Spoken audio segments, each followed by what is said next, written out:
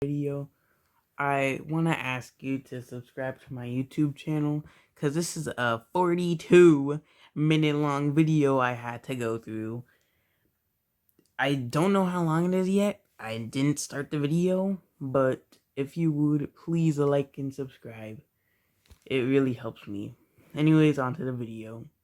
Listen. That's me, that's the richest man in the world, and that's the burger I just made him. But there's a catch. The patty in that burger is made from this stuff. And the reason I can eat it raw is it's made entirely from plants. Awesome. As you guys know, every year I dedicate one of my 12 videos to showcase how clever people are using science and technology to change the world for the better. So for example, 2 years ago was a paper centrifusion microscope that could diagnose malaria for 51 cents versus $10,000 for traditional equipment. And then last year was a magical powder that helps poorer countries turn contaminated muddy water into clear drinking water. That's also when I first met Bill and and he earned my forever respect after I microwaved up some pizza rolls for him, and he ate them like a champ. I've been loosely following the progress of plant-based meat for a couple years now, and allegedly it looks and tastes like meat, yet it's made from plants. Now, at the top of this video, I feel like I should start with a confession. I eat meat. Kind of a lot. A lot of meat? I've had some form of meat at pretty much every meal since I was a kid. Oh my god. My favorite genre of food is barbecue. We don't care! And so be that as it may, as a firm believer in the scientific method, I feel like it's time for me just to really buckle down and get to the bottom of this plant-based meat thing. And so today on my quest for answers, I'm looking at three main questions. Number one, how does it taste? And not just that, but how does it look and feel and smell? How successfully does it trick my brain into thinking this is real meat? Number two, is it good for me? If it does trick my brain, what the heck is in it? Is it just some kind of like lab chemical concoction? And also, how does it compare to like the protein from a real burger? And number three, is it good for the planet? And on this one, I have a hunch that it is, but is it like, meh, that's a little better? Or is it like 100 times better? Now I should say a big motivation for me, and something I think even my fellow meat eaters could agree on, is that the concept of factory farms isn't great. The whole cows that have never seen a blade of grass thing, and pigs, which by most accounts are smarter than dogs, that live their entire lives indoors. Factory farms isn't great. The whole cows that have never seen a blade of grass thing, and pigs, which by most accounts are smarter than dogs, that live their entire lives indoors on crowded concrete. These factories are efficient. They're optimized for driving down costs, not for animal well-being. And I'm not trying to be a downer, it's just something I don't like to think about when I'm eating my In-N-Out burger or Chick-fil-A. And it's a lame excuse, but I feel like I sort of never have had a good alternative option. I mean, historically, this is a veggie burger, and nothing about this works as a burger for me. But in recent years, Don't eat it! Eat it. the strategy shifted to target people exactly like me. Basically try and make it as close to real meat as possible, Targeting which reduces friction for trying a plant-based option. So their goal is, if I'm going meatless at the summer barbecue, instead of a quinoa salad, I can still enjoy the full experience of a burger with my friends. And so on that note, let's get right into question number one. Throw this puppy on the grill. It's not a puppy. Sizzle. Definitely sounds like a burger and even smells like it. And you're getting like the fat dripping down, which is causing the flames to come up. So far the experience feels pretty analogous to just grilling a burger. Okay, check. Good. When I lick the fork, it definitely tastes like there was meat on this fork. Check. All right, this cuts and feels exactly like a real burger. Good. But before I Check officially mark. taste it, I kind of want to know exactly what's in there. And to do that, I'm going to fly out to the two companies who are the leader in this space, Beyond Meat and Impossible Foods. At Beyond Meat, the first thing they showed me were the lab Okay, mentioning. where they do all their research. Are these actors or these are real scientists? These are scientists, yeah. This feels like Jurassic Park, you know, where they're like giving you the tour and you have... And right out of the gate, they put my mind at ease and showed me a tray of all the main stuff that makes up their burgers. Apparently, they work on not just the taste, but they have teams of researchers working on the texture, color, the smell, the grilling sound, even the same amount of calories and protein as a meat burger. Their goal is to make it as frictionless as possible for people like me to make the switch. So they have these for the color, Good. coconut and sunflower Check oil. mark. Okay, let's So it says wait. We got and inside protein the is a meat burgers burger. there. Their goal is to make it as frictionless as possible for people like me to make the switch. So they have these for the color. Okay. Coconut and sunflower oil for the fat so it sizzles on the grill. Yeah, Potatoes for carbohydrates. potatoes. And then these for the protein. All right, well, good. The majority coming from yellow peas. These burgers are better for you because they have no cholesterol, but they do have saturated No cholesterol. fat from the coconut oil, so you Yeah. shouldn't think of this as healthy as like a plain salad with no dressing. After getting the full tour, I was feeling pretty good, so it was time for the real test in the kitchen. I've intentionally kept my taste buds virgin. Okay, great. I haven't tasted it, and I had opportunities, but like, no, I want to wait. No pressure. But next week, I'm going to meet Bill Gates. Yeah. And I have to cook for him. You're like a professional chef, right? I am. In the next like 20 minutes, you need to transfer all that knowledge from your brain into mine, okay? We started with their Italian sausage, made of course just from plants, and Chef Chris showed me some power moves to impress Bill with on the grill. Oh. I'm still scared. Cheers. Okay, cheers. Even pudding flavor aside, I think Bill will be okay with a little bit of a juice. there's no way I would have guessed I wasn't actually eating real meat. Yes, good. Good. That's pretty good. Cheers. Cheers. That's really good. We need one more taste. Very good. It's Excellent. freaking good. Thank you. Next up was their burger, which it turns out was equally amazing. Amazing. Genuinely, when you can surround it with burger stuff, it's really hard to tell. There's no way to tell. My next trip was to Impossible Foods, and they actually let me make a burger myself just from the ingredients in these bowls. So the first thing that we're gonna do is add the water to the soy protein, and then we're gonna add the potato protein. Okay, so Okay. So the next thing we're gonna put in is our magic ingredient, which do you know what this is? Red number 5 is just food. So this is our magic ingredient. It's called heme, which is short for hemoglobin. Heme is responsible for making meat taste like meat. That's found in every living plant and animal. You can get heme from soy plants. I see. You don't have to get it from animals. Next, we added the cellulose-based culinary binder to hold everything together, and then finally, the coconut and sunflower oils. Have you done any pastry work in your life? Oh, tons of Okay, pastry. you're gonna like fold and smush. All my pastry work's shining through. You literally just made the Impossible Burger yourself. Like 5 little cups. Five bowls, yeah. One of them was water. One of them was water. So now I think it's time to cook one of these up. 96% of the folks who are ordering our product are self-identified meat eaters. I'm definitely your target demo. I grew up, like, if the meal didn't have meat in it, it wasn't a meal. Oh, When it delivers in that same characteristic that meat does, it really proves the point that we're providing a no compromises alternative for those meat eaters out there to make a different choice. This raised an interesting point. Meat has been cleverly marketed with being a real man because real men need their protein. That's what a man eats. Made from stuff guys need. Eat like a man. But the truth is, even meat eaters like me get roughly half their protein a day from plants by eating things that contain some kind of beans, peas, nuts, or whole grains like corn, rice, and oats. Good. In fact, many high-performance athletes are switching to a plant-based diet because studies have shown Yes. it can help reduce measures of inflammation by almost 30% in exactly. Let's look at that. Okay, so those of you who think you're getting all of your protein from meat, mostly plants now. It's Instagram. These are amazing big. It's freaking strong. or whole grains like corn, rice, and oats. In fact, many high-performance athletes are switching to a plant-based diet because studies have shown it can help reduce measures of inflammation by almost 30% in Reduces. just 3 weeks, and inflammation makes it harder to recover after a workout. So if a plant-based diet is good enough for Arnold Schwarzenegger, Kyrie Irving, Lewis Hamilton, Venus and Serena Williams, Nate Diaz, and a growing butt ton of others, it's probably good enough for me and my weekly rec league soccer game. Ballin' like Curry. You can ultimately utilize this in any way you would use traditional ground beef. Okay, I just want to stop and say. So tacos, lasagna, meatballs. Name it. Eat the vegan versions of them. They're so good.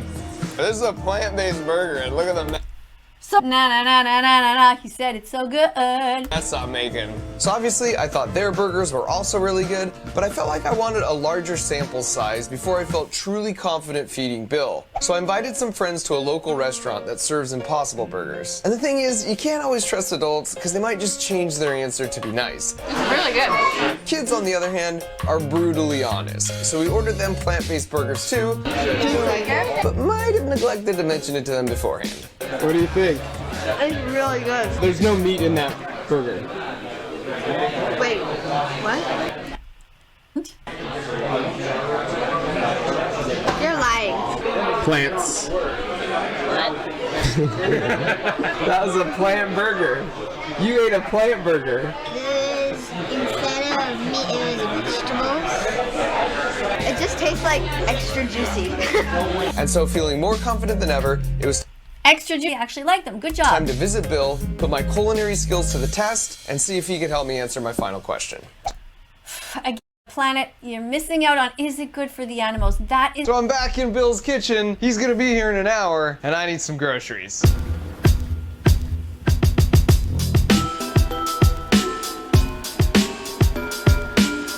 All right, these are all vegan things. Good. Check mark.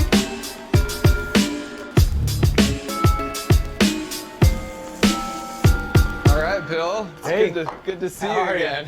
So I've been working hard in your kitchen, Perfect. and I kind of wanted to talk to you about plant-based meat, and I thought maybe we could try them out as well. Sure. But as a control, I know you're a big fan of Dick's Burgers. So to kind of cleanse the palate, I thought we could just take All a right. bite. That's the real thing. The real thing. As a I don't know. non-Seattle native, I've got to say, I think this may be an acquired taste. Yeah, you get used to a certain burger. And so now it's time for my cooking. It's another thing. What do you think? It's quite good. I mean, that's light years away from what they used to make. Okay, quite. Like the traditional veggie burger? Right. You know, the quality's going to keep getting better. The plant-based guys are not done innovating. Eventually, they claim you won't be able to tell the difference. Next up was my killer bratwurst. I'm getting hungry just watching Wow. this. Well, that's pretty good. And at this point in my quest, I felt like I had a pretty good lock on questions 1 and 2. So I asked him about number 3. The agriculture sector is about 18% of overall emission, but livestock is about half of that 18%. Wow. And almost all of that is beef. Is this like cow farts? Cow burps? Slightly more burps than farts, but it's a mix of those two. To put that into perspective, that means that sector alone is responsible for more greenhouse gases than all the cars, trucks, trains, ships, and planes combined. Turns out, it takes a lot to put that into perspective. That means that sector alone is responsible for more greenhouse gases than all the cars, trucks, trains, ships, and planes combined.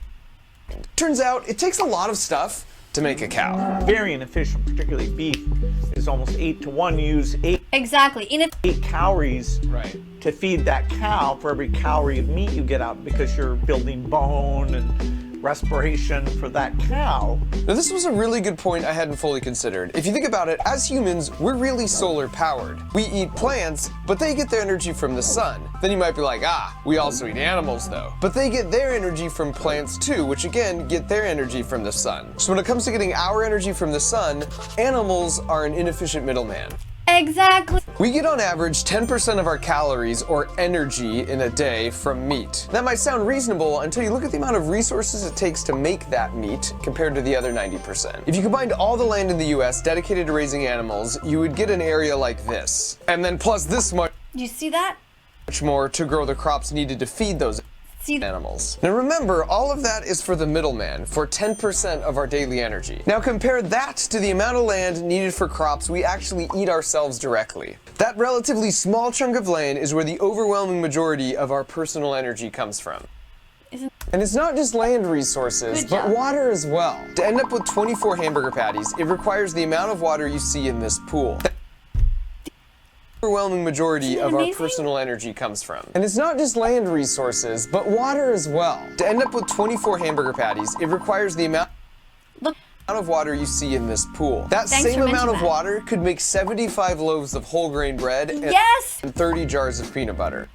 Is- So if I made myself a delicious peanut butter sandwich, which has nearly the identical amounts of both calories and proteins compared to this patty, and then I ate 2 a day, the meat would last me a little over a week, and the sandwiches would last me a little over a year.